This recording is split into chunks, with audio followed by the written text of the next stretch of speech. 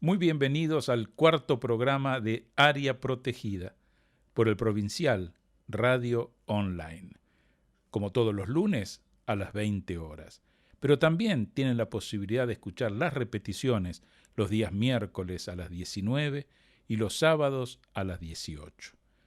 Para comunicarse con nosotros lo pueden hacer por correo electrónico a areaprotegida2022@gmail.com, pero también por WhatsApp, más 549 221 614 6590. Repito, más 549 221 614 6590. Rubén, ¿cómo estás? ¿Qué tal, Rodolfo? ¿Cómo andás? Muy bien, después de toda una semana de bastante lecturas por los temas que vamos a ir tratando hoy, que ya les iremos comentando a los oyentes. Sí, justamente te quería comentar y quería compartir con el público, con los oyentes, Uh-huh. que la otra vez cuando hice un comentario sobre el equipo técnico Uh-huh. que hicimos el trabajo de investigación para la restauración de la Casa de Perón, no nombré a Alfredo Grassi, Uh-huh. que fue el que, digamos, encabezó la parte de investigación histórica. Y me parece que, bueno, tenía que darle ese crédito a Alfredo porque fue, digamos, el que llevó adelante junto con otro profesional de la Dirección de Patrimonio, que no me acuerdo ahora, pero que merece que esté citado, por lo menos. Claro, no, desde ya. Yo recuerdo de Alfredo, porque también tenía un gran trabajo en la parte de geografía, y digo esto de geografía por el tema de los planos históricos, ¿no? De la provincia de Buenos Aires y demás, con lo cual tenía un conocimiento al respecto excepcional. Realmente Alfredo, una persona de una erudición y de una amabilidad para ofrecer los materiales muy grande, así que bien vale que lo puedas nombrar en este momento. Sí, tal cual. Y bueno, una gran persona. Yo tengo los mejores recuerdos de Alfredo. Uh-huh. Bueno, de todo el equipo también, ¿no? Por supuesto, pero bueno, fue una época muy reconfortante toda esa etapa, porque bueno, todo el tiempo de trabajo bajo el ala y la mirada de Alberto de Paula era un permanente aprendizaje. Yo creo que eso, toda la vida voy a estar agradecido de ese trabajo. Qué bueno, eso es muy lindo. Aparte las tareas en equipo, ¿no? Eso qué importante.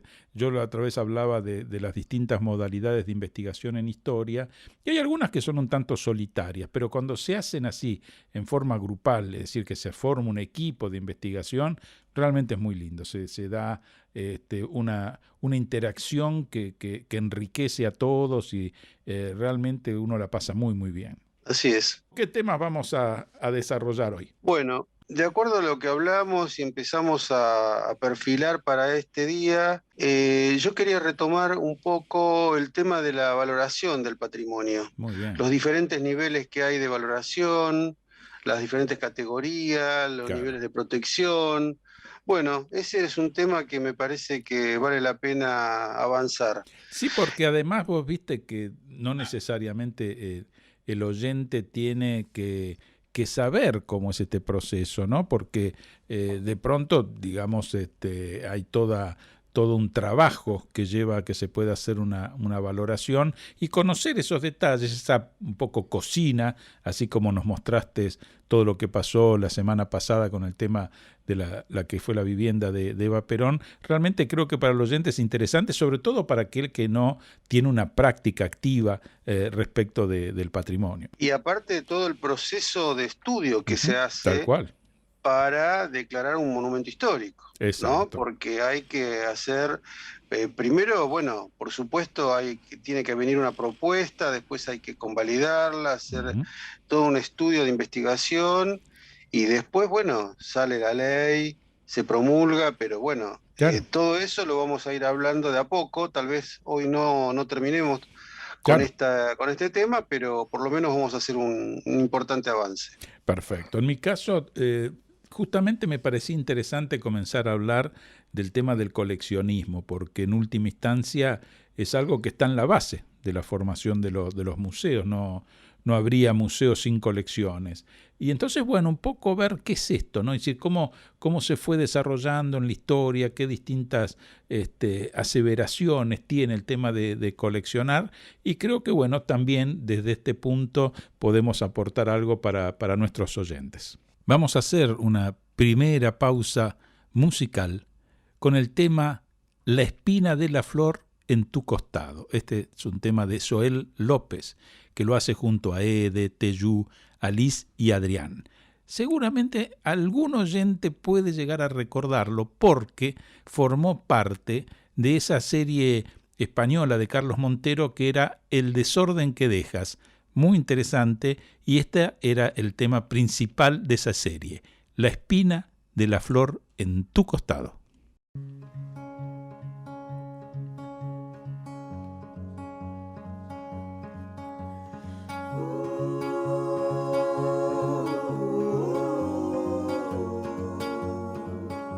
Te veo venir con la espalda pintada, rompiendo la niebla de mi madrugada.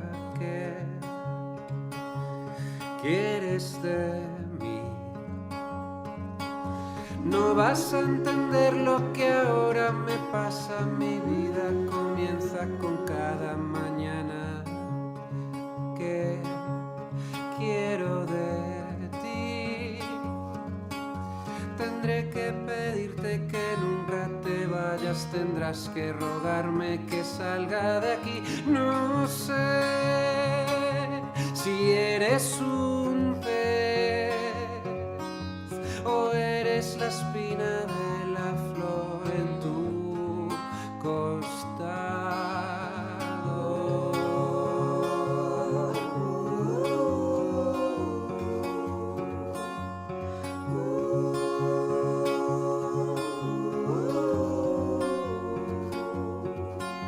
Tendrás que pedirme que nunca me vaya. Tendré que rogarte que salgas de aquí. No sé si eres un pez o eres la espina de la flor en tu costado.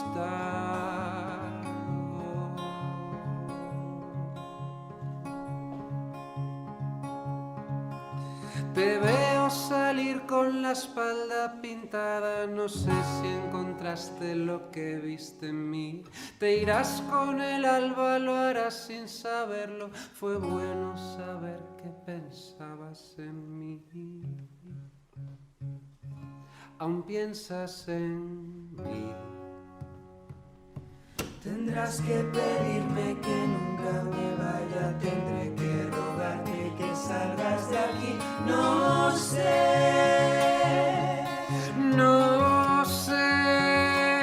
si eres un pez o eres la espina de la flor en tu costado.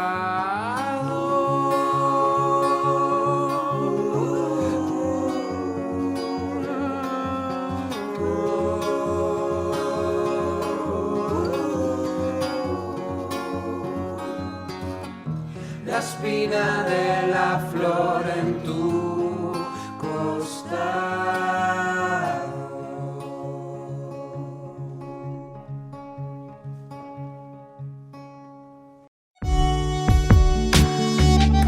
Estás escuchando Área Protegida por el Provincial Radio Online con Rubén Vera y Rodolfo Giunta.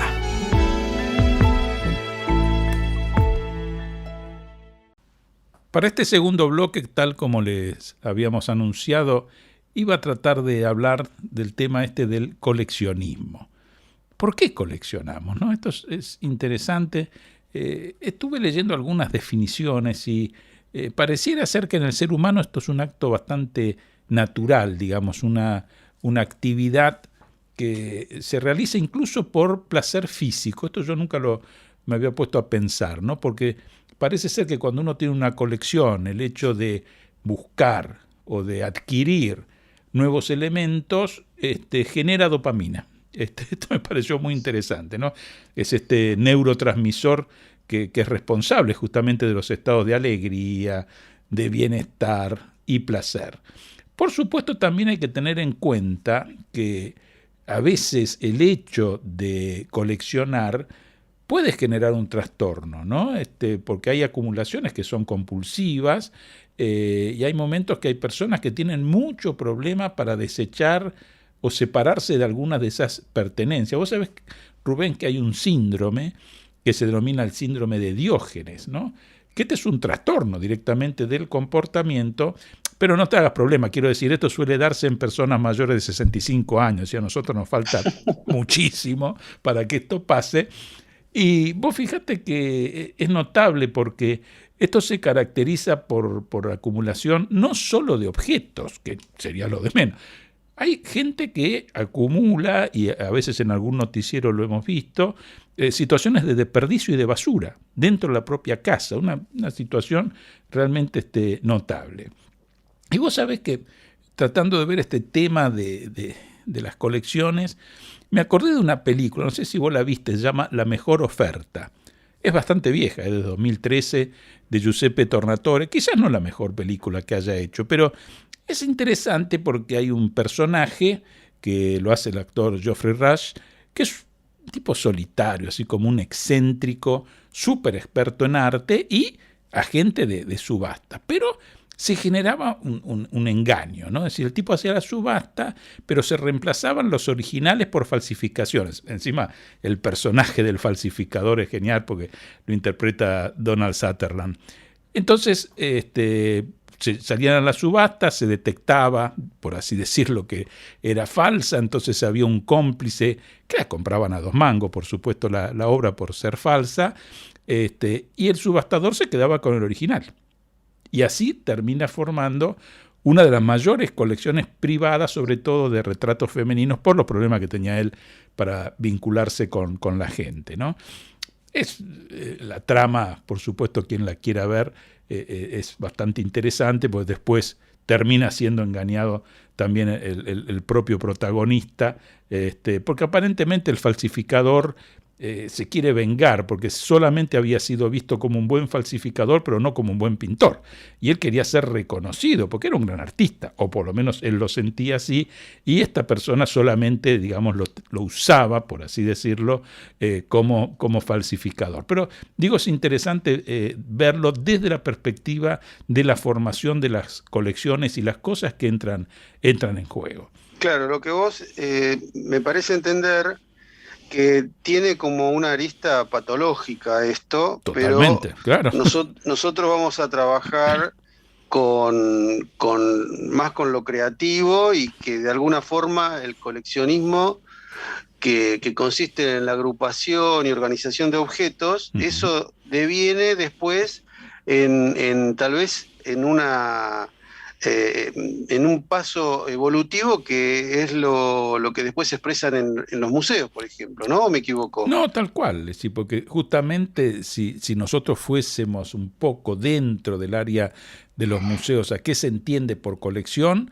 Se está refiriendo a ese conjunto de objetos que, por un lado, lo primero se separan de la actividad económica, ¿no? No es lo que pasa justamente en subastas o en galerías de arte. Si acá se los saca, comienzan a estar sujetos a una protección especial.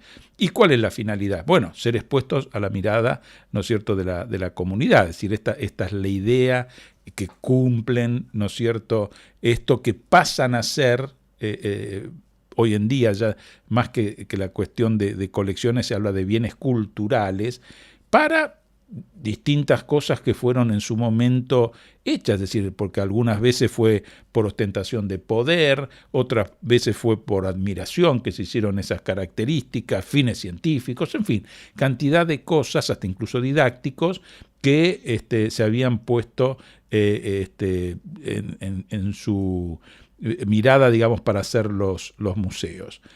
En este sentido, digamos, y tomando la literatura más clásica respecto a los museos y a las colecciones, en general, se identifica como factores que están interviniendo el valor estético, de un objeto artístico, puede ser también de tipo afectivo, o por el valor, por supuesto porque lo tienen, y en muchos casos muy alto, del mercado.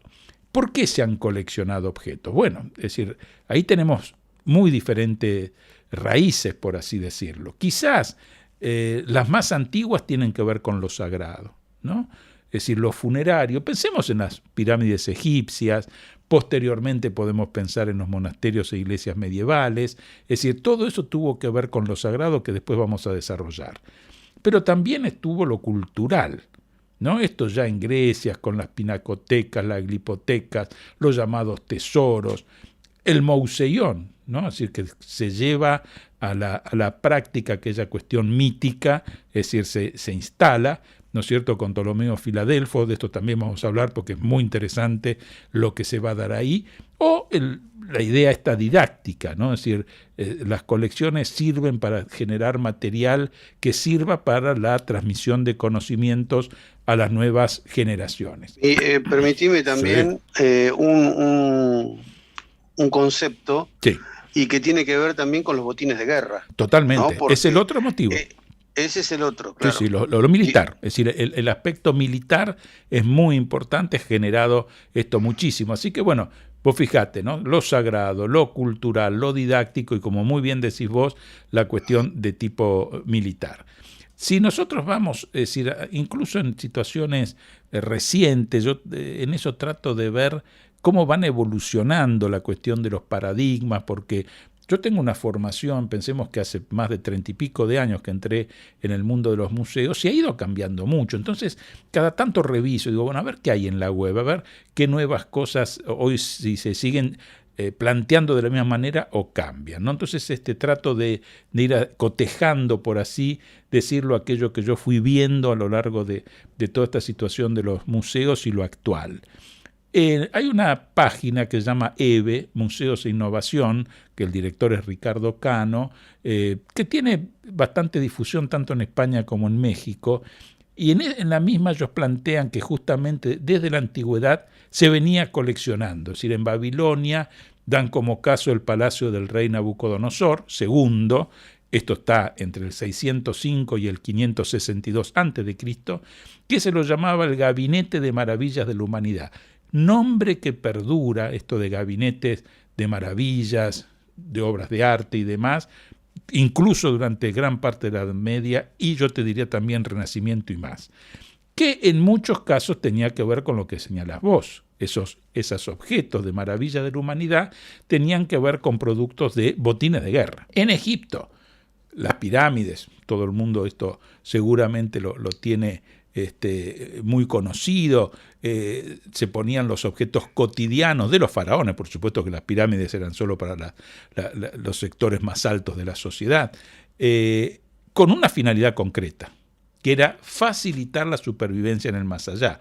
Es decir, que era una cultura que creía en un más allá, que el cuerpo y el alma eran importantes para la existencia humana, tanto en la vida, pero también después de la muerte, y entonces tenía este uso que se ve ejemplificado, digamos, esta creencia en el hecho de que se los momificaba, ¿no? Y se hacía todo un amortajamiento en las tumbas y se le quería dar al difunto para encontrar su camino hacia el más allá, es decir, todos los elementos que necesitaba y que formaban parte de lo que él tenía en la vida. Por eso había alimento, herramientas, artículos de todo tipo, bueno, en fin, las cosas vamos a llamarlas esenciales para que se garantice ese volver del alma en el cuerpo para que pueda el difunto vivir feliz ya en esta eternidad.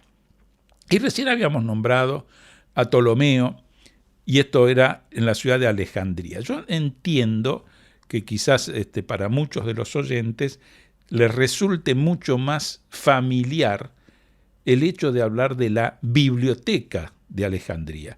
Pero a decir verdad, esa famosa biblioteca, que no sé si han tenido posibilidad de verlo, sí, porque bastante reciente, forma parte del siglo XXI, se ha hecho una reconstrucción excepcional, porque la original había sido quemada, fue realmente una cosa terrible a la cultura, porque ahí se reunían las obras más maravillosas, pero que se habían generado hasta ese momento desde la antigüedad. Realmente algo lamentable. Pero bueno, se ha logrado hacer una reconstrucción, por supuesto con materiales nuevos y algunas de las cosas que se hayan salvado, pero que esa que nosotros conocemos mucho como biblioteca realmente se llamaba Mouseion.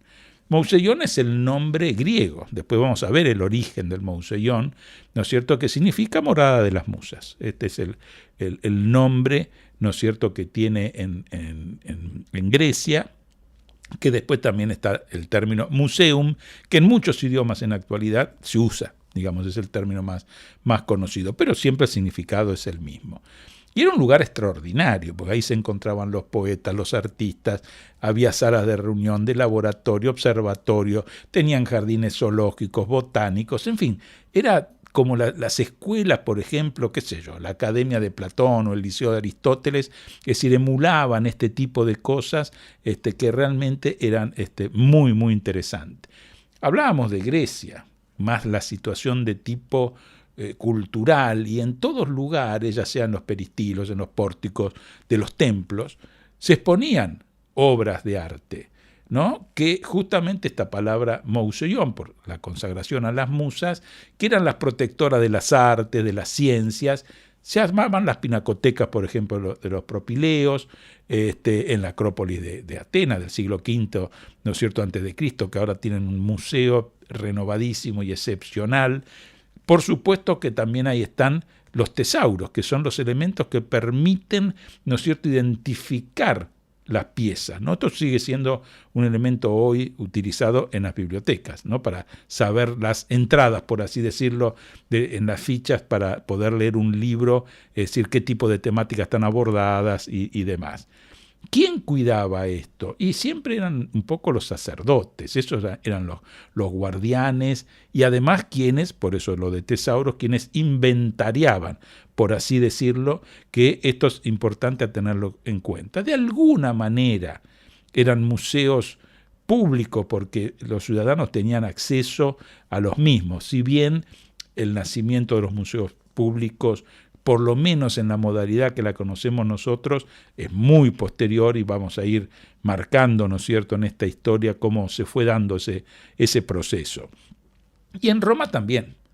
Ahí se formaron muchísimas colecciones, sobre todo como botín de guerra. Pensemos en toda la expansión del Imperio Romano, porque esto es muy interesante. Si la conquista de lo que era la península tardó, pero 300 años, pero después hacer el imperio tardó 50, fue muy rápido, realmente fue una situación muy, muy rápida, y en esa expansión, por supuesto, todos los objetos de valor que se iban encontrando en los lugares que se incorporaban al imperio, es decir, formaban estas grandes colecciones que tuvieron en Roma y que se exhibían en los desfiles, ¿no? Es decir, esto era realmente una situación muy importante, y se crea casi un mercado de arte. Roma en algún momento fue como hoy lo llamaríamos un museo al aire libre, ¿no? Es decir, una cosa increíble, donde comienza a haber incluso de los originales, comienza a haber falsificaciones, como hablábamos hoy de la película, restauraciones, en fin,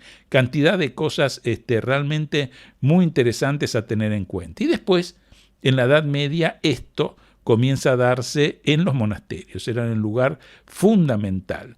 Yo recordaba en eso, y fui a buscarlo para poder leerlo y transmitirle a los oyentes, es un clásico, Hugues de Barin-Bohan, que es uno de los creadores de los ecomuseos y de la época en la cual comienza a darse lo que se dio en llamar la nueva museología, en el cual él, respecto de las colecciones, nos dice: primero, los tesoros eclesiásticos, cuando la iglesia era el lugar de estudio y de conservación de los conocimientos humanos. Después, los tesoros reales en las cortes, consideradas estas como los centros de las relaciones internacionales.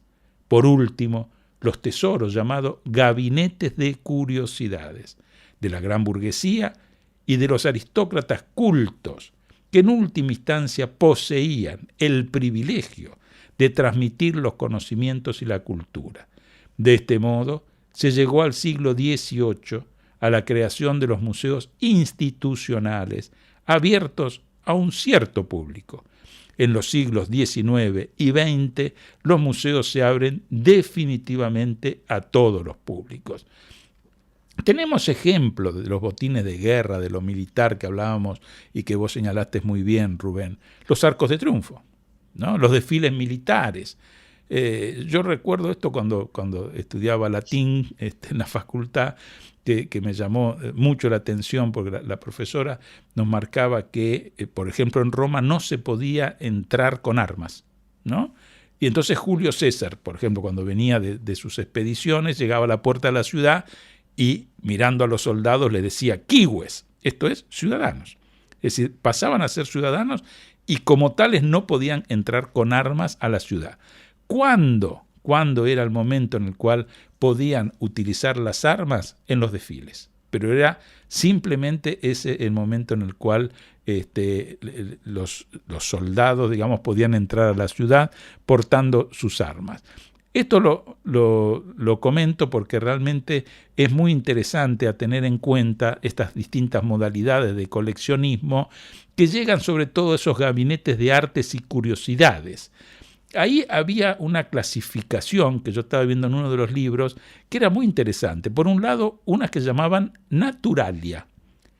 Era la preparación de diversas variedades animales, corales, minerales, piedras, gemas, es decir, todos elementos de la naturaleza, pero que eran llamativos, exóticos o lo que fuera, que llamaban la atención, se coleccionaba. A esta naturalia también estaba la artificiala. Artificiala tenía que ver con los objetos finamente preparados para ¿quiénes? Para los príncipes, por ejemplo, trabajos de orfebrería, es decir, todo aquel trabajo de alto valor artístico, digamos, pero ya hecho por el hombre, entonces también formaban parte de estas colecciones. Por supuesto, la científica también. Globos terráqueos, instrumentos de medición, juegos, cajas de ingenio y demás. Y las exóticas, pensemos que ya habían empezado los grandes viajes alrededor del mundo y entonces con estas exóticas, plantas o animales traídos en los viajes de descubrimiento formaban parte, ¿no es cierto?, de estos gabinetes de artes y curiosidades.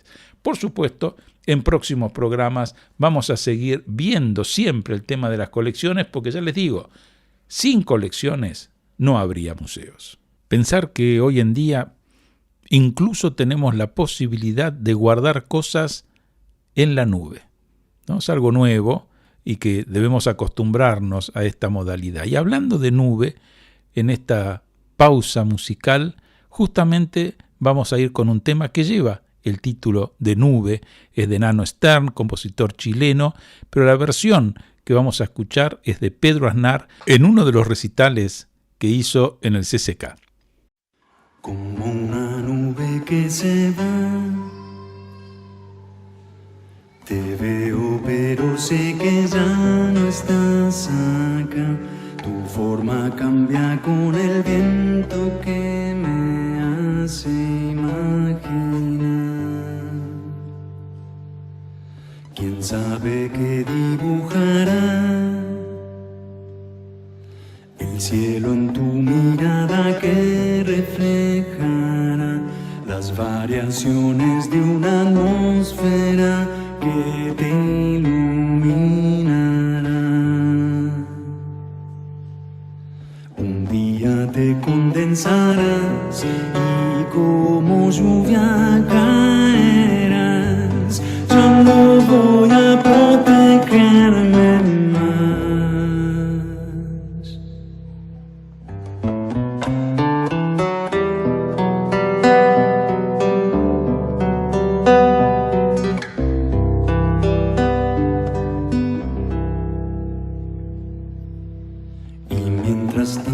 Yo estaré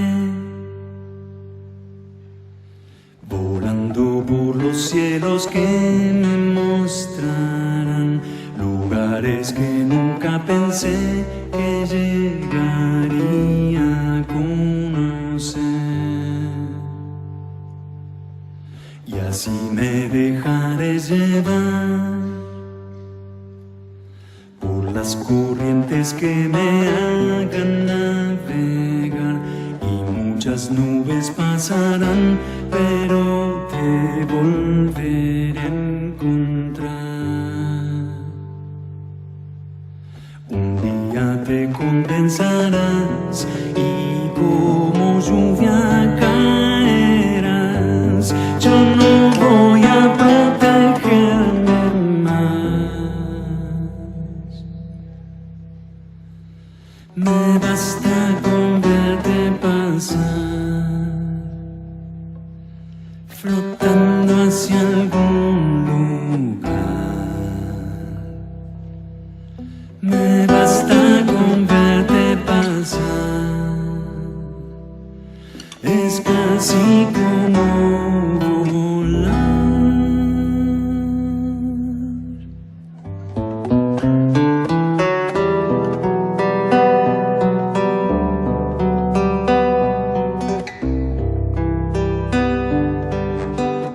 Bueno, el tema del coleccionismo es muy interesante y forma parte también, a mi interpretación, de esto que vos comentabas, Rodolfo, sobre como que es la versión tal vez anterior y tal vez menos académica de lo que después va a ser el museo, ¿no? El museo que presenta sus colecciones, ya de cualquier temática, no necesariamente tiene que ser histórica, y que todo forma parte de ese patrimonio, de esa heredad que nosotros recibimos. Cuando uno habla de patrimonio estamos hablando de herencias. Claro. Cuando uno habla de herencias hablamos del patrimonio en el sentido más amplio. Por ejemplo, está muy articulado el patrimonio natural con el patrimonio cultural. Vos fijate que, por ejemplo, los animales desarrollan plumas, desarrollan pieles, desarrollan escamas para adaptarse al medio ambiente. Claro. Y en defensa del medio ambiente. Y el hombre desarrolla cultura. Y cada vez más compleja y para ser honesto, cada vez más agresiva con el medio ambiente. Por eso, cuando uno habla de proteger, vos fíjate que nuestro programa decidimos ponerle área protegida porque tiene que ver con la protección del medio ambiente, todos somos parte de la biosfera terrestre y cada uno en su área, en su especificidad. Pero nosotros de alguna forma, cuando decimos área protegida, estamos pensando, tal vez no como piensan los biólogos, la Unión Internacional para la Conservación de la Naturaleza tiene una definición sobre área protegida y dice que es un espacio geográfico claramente definido, reconocido, dedicado y gestionado mediante medios legales u otros tipos de medios eficaces para conseguir la conservación a largo plazo de la naturaleza y de sus servicios ecosistémicos y sus valores culturales asociados. Eso es lo que dice la Unión Internacional para la Conservación de la Naturaleza. Esa es su definición, por ejemplo. Claro. Ahora, en el ámbito de la cultura, nosotros en general hablamos de áreas de protección histórica. Claro. Y nos referimos a cascos históricos, en Europa se usa mucho el casco antiguo también, y por supuesto están los monumentos, están diferentes elementos que forman parte de la heredad, independientemente si es natural o si es cultural o incluso si es inmaterial también. Fíjate que en el ámbito de la naturaleza tenemos parques nacionales, tenemos reservas y todos siempre accionando y pensando en la protección, pensando en el futuro, claro. Pensando para las generaciones futuras, pensando qué le dejamos a nuestros hijos y que puedan disfrutar lo mismo que disfrutamos nosotros, pero a su vez que también sea una fuente de conocimiento, claro. ¿No? Porque en la medida que nosotros conservamos eso que heredamos para generaciones futuras, vamos a permitir que, como dije las otras veces, uno pueda decodificar ese mensaje que viene del pasado y se pueda mejorar el conocimiento histórico. Ahora, si nosotros nos ponemos a pensar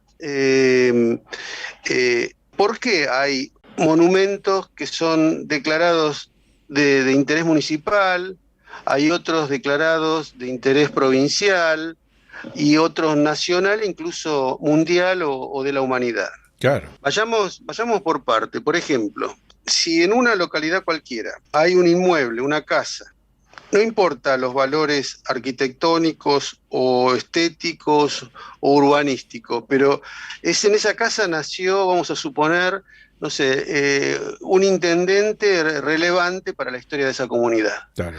Entonces, en general, no digo siempre, pero hay en los municipios hay una comisión de patrimonio, hay algún área que se ocupa de esos reconocimientos, entonces puede gestionar una declaratoria a nivel municipal. Claro. Entonces, tal vez esa casa tiene una declaratoria de protección porque le interesa a esa comunidad. Correcto. O sea, tal vez no le interesa a un municipio, no sé, vamos a suponer que esa declaratoria es en Trenquelauquen, pero al habitante de Tres Arroyos tal vez no le interesa esa declaratoria. Por eso tiene alcance municipal. Claro. Pero supongamos otro ejemplo, como puede ser, me venía pensando recién con respecto a esto, la casa histórica del Banco Provincia, ¿no? Que está en Carmen de Patagones. Esa casa fue una casa de la segunda mitad del siglo XIX, cuando Carmen de Patagones tenía un puerto importante, uno llegaba a Carmen de Patagones vía marítima, no había rutas, Claro. y en algún momento fue la sucursal bancaria más austral del mundo. Y esa casa en algún momento fue declarada Monumento Histórico Provincial.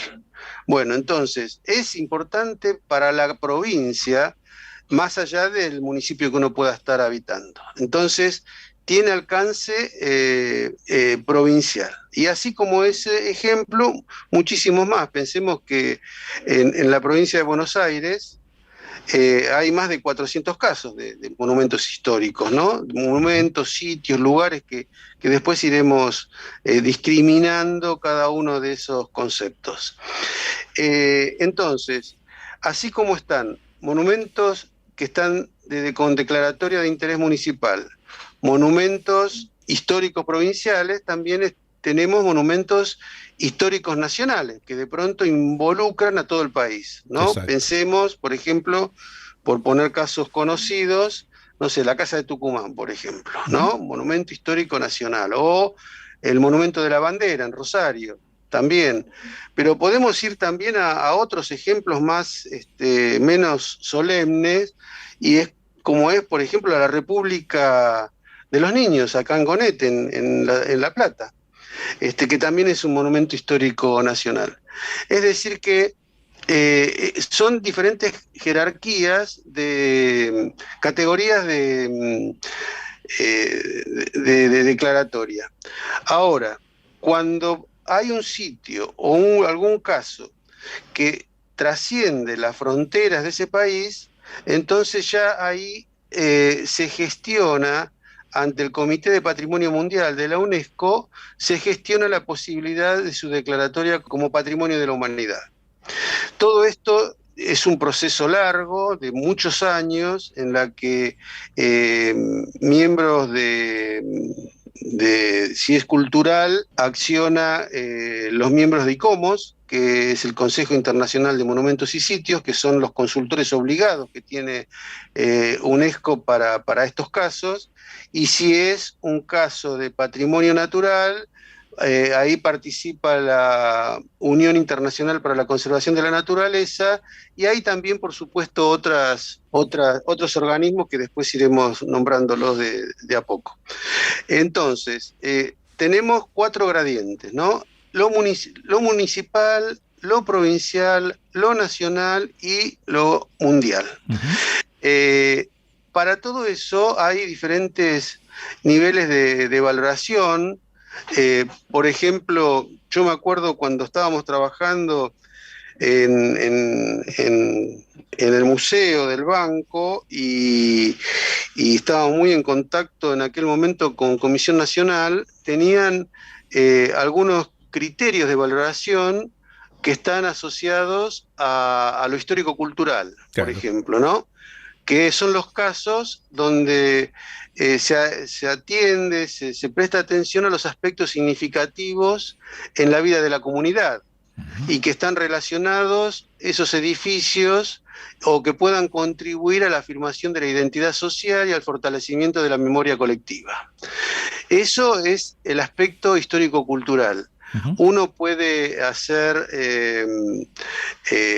o lo puede asociar al valor simbólico, claro, que los habitantes le otorgan a ese edificio, por ejemplo. El otro aspecto, la otra valoración tiene que ver con el artístico-arquitectónico y que se refiere a los aspectos característicos inherentes a la obra misma, ¿no? Por ejemplo, las características formales y funcionales o constructivas, el valor estético. Incluso había un concepto que tiene que ver con el grado de rareza, por ejemplo, ¿no? Eso también es un aspecto a considerar. Y por supuesto el estado de conservación, porque el estado de conservación es vital para todo esto.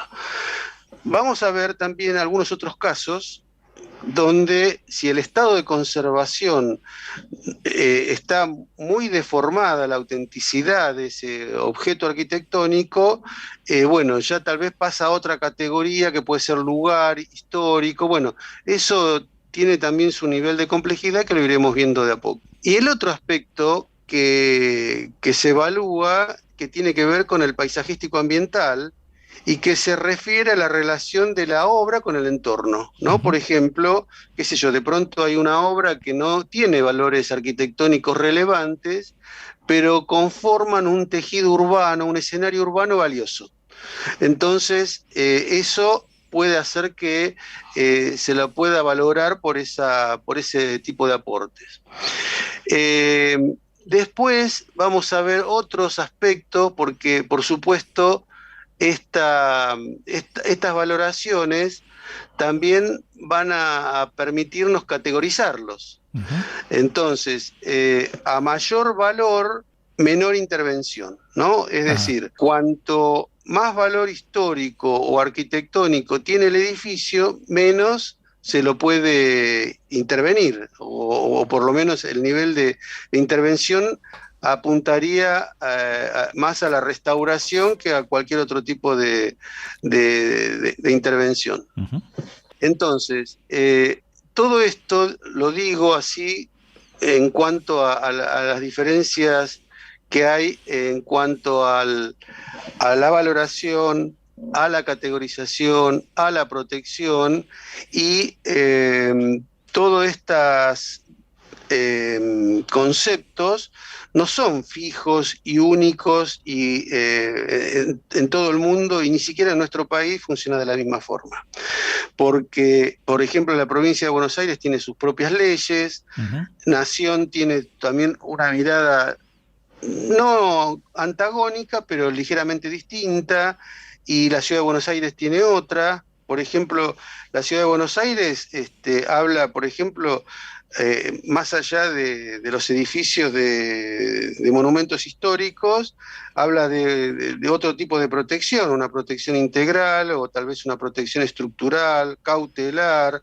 Bueno, hay mucha diversidad de conceptos sobre este tema.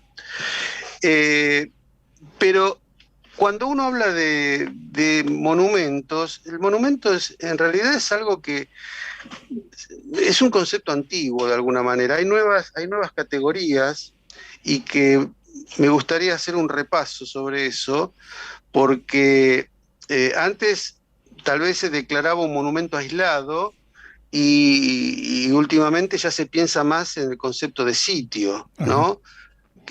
No sé, por ejemplo, recientemente, hace unos pocos años, se declaró la Casa Curuchet, ¿no? En La Plata, Patrimonio de la Humanidad.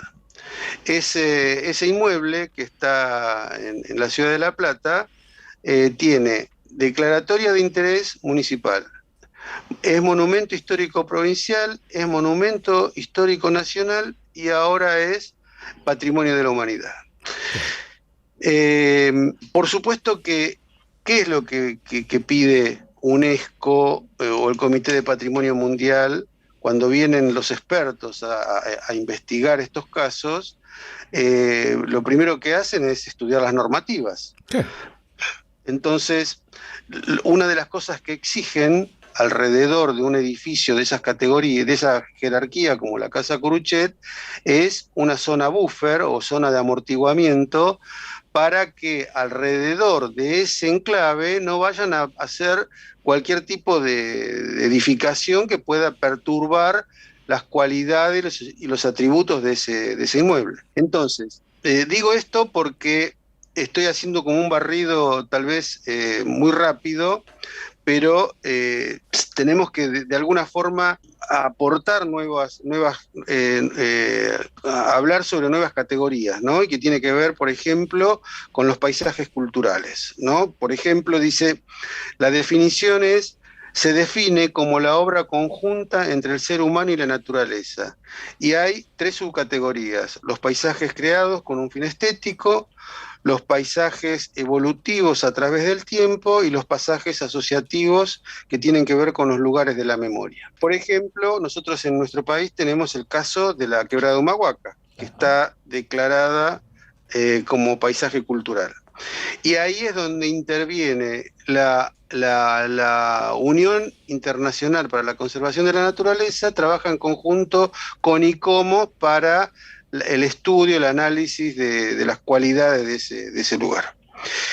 Y también están 2 categorías más que son bastante recientes y que tienen que ver con los itinerarios culturales, que son bienes cuyo componente esencial es una vía de comunicación, ya sea terrestre, acuática o mixta, en cuyo recorrido se han dado a lo largo del tiempo y de manera continua y sostenida intercambios e influencias culturales a lo largo de un periodo de tiempo, las que se manifiestan en un patrimonio cultural tanto material como inmaterial, ¿no? Y bueno, esto que leía recién tiene que ver con los itinerarios y bueno, pensemos por ejemplo en la Ruta de la Seda, Claro. ¿no?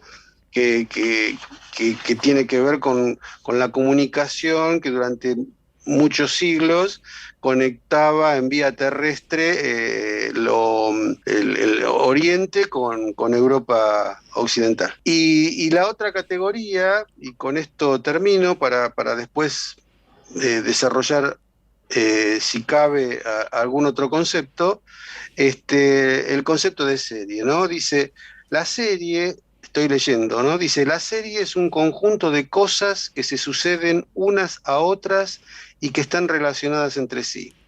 El término serie habla de la existencia de un conjunto de elementos con características comunes entrecruzadas, de algún modo con el fin de establecer un nexo de continuidad entre todos ellos. Este concepto de serie es lo que permitió agrupar la producción arquitectónica de Le Corbusier, por ejemplo, y que tiene que ver con el aporte de Le Corbusier al movimiento moderno. Y por eso la Casa Curuchet, por ejemplo, es un caso de otras 16 más. La serie de la producción de Le Corbusier son 17 obras. La gran mayoría están en Europa, pero hay un caso en Japón y la Curuchet acá en Argentina, pero que son nuevas categorías y que permiten reconocer los diferentes aportes que se van dando a lo largo de la historia y que se pueden pensar en formas de proteger, ¿no? Como empezamos con este relato. La idea es proteger para asegurar la permanencia para generaciones futuras. Escuchándolo a Rubén, lo primero que uno piensa es, ojalá que esto pronto suceda. Y este es el tema, ojalá, en la versión de Silvio Rodríguez.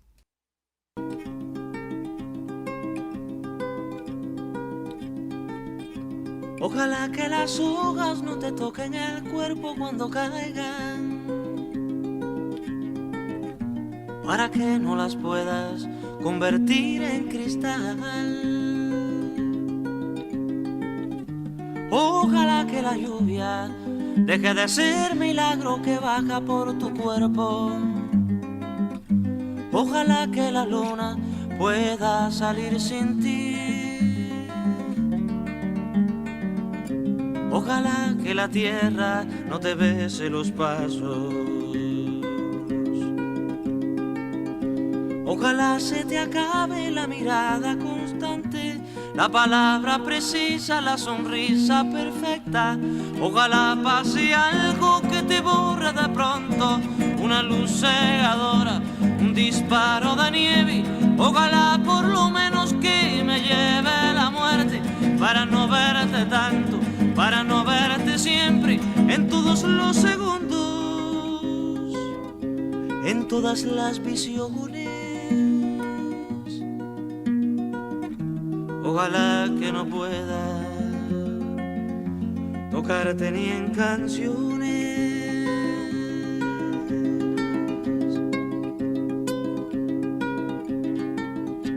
Ojalá que la aurora no dé gritos que caigan en mi espalda. Ojalá que tu nombre se le olvide a esa voz. Ojalá las paredes no retengan tu ruido de camino cansado. Ojalá que el deseo se vaya atrás de ti,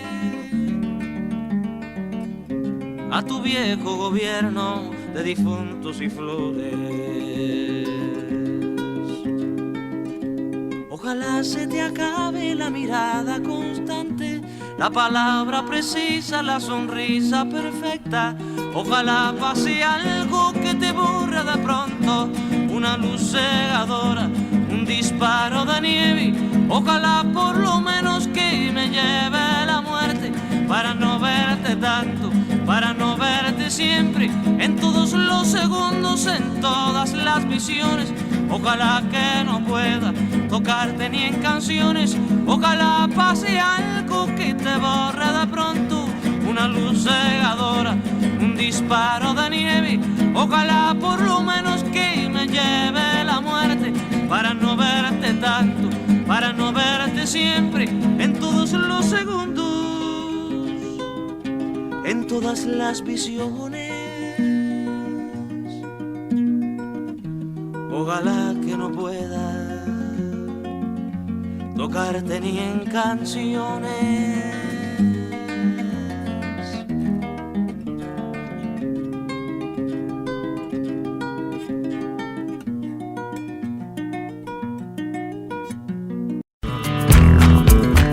Acompañan a Área Protegida el Comité Argentino de ICOMOS, Consejo Internacional de Monumentos y Sitios, organismo que trabaja por la conservación, protección y valoración de los monumentos y sitios de valor patrimonial, y el Comité Argentino de ICOM, Consejo Internacional de Museos, organización no gubernamental que establece estándares profesionales y éticos para las actividades de los museos.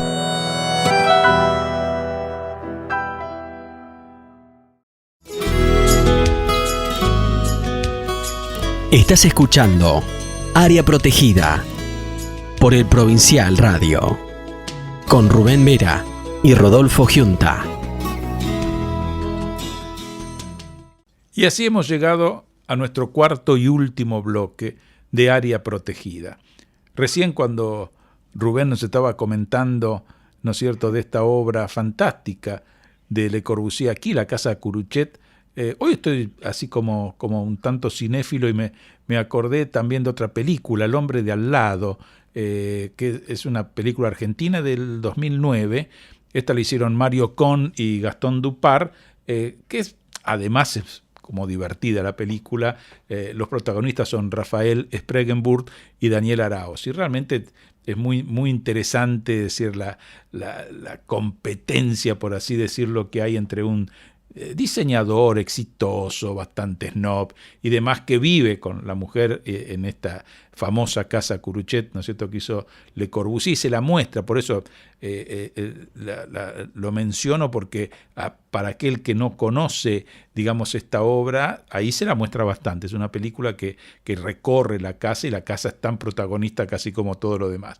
Y el otro personaje, Víctor, es un vendedor de coches usados, más rústico, más vulgar, pero que, bueno, es decir, la relación que comienza a darse entre ellos realmente es bastante desopilante, pero simplemente lo marco como situación que puede ser de interés para que se tenga una primera imagen de cómo es esta casa Curuchet en La Plata. Sí, aparte, si hablamos de la película, esa película tiene un trasfondo ético muy interesante, ¿no? Es verdad. Que plantea. Y sí, es recomendable. Y aparte, bueno, para conocer un caso de patrimonio de la humanidad que tenemos en la ciudad de La Plata, Claro. pero así a modo de pincelada, nada más, no para introducirnos en el tema, cada uno de los monumentos merecen, diría, no sé, tal vez un programa entero para hablar de ellos, pero para los casos de patrimonio mundial, acá en la Argentina tenemos muchos ejemplos. Tenemos los glaciares, Perito Moreno, las misiones jesuíticas, el Parque Nacional Iguazú, las cataratas del Iguazú, por supuesto. Tenemos también las Cuevas de las Manos en la provincia de Santa Cruz, que son unas pinturas rupestres muy interesantes también. Claro. La península de Valdés, en la provincia de Chubut. Las manzanas jesuíticas y las estancias jesuíticas en Córdoba. Tenemos el Parque Natural de Ichigualasto y Talampaya, en San Juan y La Rioja. Son escenarios naturales, por supuesto. Claro. También, bueno, nombré la Quebrada de Humahuaca y el sistema vial andino, que es el Campañac, que se lo conoce también, pero como el camino del Inca, pero que en realidad algunos antropólogos han descubierto que hay aportes muy anteriores a la civilización incaica, por eso quedó como sistema vial andino, pero que es un camino que conecta desde Colombia hasta Mendoza, claro, ¿no? Claro. Es de una extensión enorme, y bueno, recientemente, como dije, hace 5 años, se declaró la Casa Curuchet una obra de Le Corbusier, que hizo el proyecto del doctor Curuchet, casa y consultorio. Así es. Pero no nos olvidemos también del patrimonio inmaterial, Rodolfo, Tal porque cual. el tango, por ejemplo, también fue declarado patrimonio de la humanidad por un montón de atributos y condiciones que tiene esta música. Claro, y que es regional, ¿no? Porque en ese caso es patrimonio del Río de la Plata, es decir, no solo de nuestro país, sino que también interviene Uruguay, fundamentalmente Buenos Aires y Montevideo, con lo cual es un caso interesante, digamos, el del tango me parece que es para tenerlo en cuenta, y en algún momento hablaremos. Como también con la Quebrada de Humahuaca, me tocó estar en ese momento en la Comisión Nacional de Monumentos, y todo lo que implicó el proceso y por qué se tenía que hacer tan rápido la declaratoria de Patrimonio de la Humanidad, porque es un caso interesante. Digo esto porque después hubo bastantes críticas sobre los perjuicios que trajo esa declaratoria, sobre todo para la comunidad local. Y entonces, como son temas complejos, realmente de gran complejidad, vale la pena tratarlos, vale la pena que los oyentes puedan ver todo lo que está detrás de todo este tipo de declaratorias que hoy con tanta claridad nos trajiste, Rubén. Permitime, así a modo de cierre, que esto que estuvo pasando en estos programas desde el inicio hasta ahora, son como pinceladas que nosotros vamos abriendo posibilidades de estudio como para ir profundizando más adelante, y ya entraremos en la etapa de las entrevistas, claro, donde sí vamos a poder ahondar sobre determinados temas, ¿no? Por ejemplo, no sé, tal vez invitemos a especialistas en arqueología o especialistas en patrimonio arqueológico submarino, o en madera, o no sé. Me vienen a la cabeza infinidad de temas. Seguro. Pero bueno, ya de a poquito iremos avanzando y profundizando en cada uno de los temas. Lo nuestro por ahora es solo un pantallazo de la riqueza que tiene esta temática, la gran cantidad de aristas que tiene el tema de patrimonio, los museos, la historia, las instituciones. Bueno, es un mundo absolutamente rico. Así es, Rubén, hemos llegado al final. Le agradecemos muchísimo a la audiencia que nos haya acompañado, para nosotros es muy grato, y desde ya, deseándoles una muy buena semana, les decimos que el lunes próximo, aquí, por el Provincial, a las 20, área por las 20, área por las 20, área por las